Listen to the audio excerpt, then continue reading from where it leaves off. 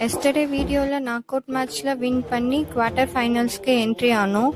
Today first match TVK versus Rudra Warriors. அதுல TVK win பண்ணி quarter finals க்கு select ஆச்சு. quarter finals ல TVK versus Unstoppable க்கு match நடந்தது.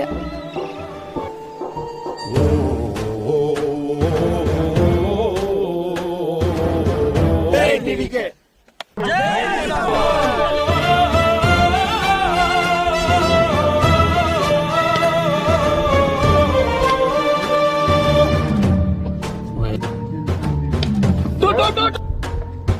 Unfortunately Unstoppable match win பண்ணி semi finals க்கு entry ஆயிட்டாங்க. எங்களோட டீம் எலிமினேட் ஆயிடுச்சு.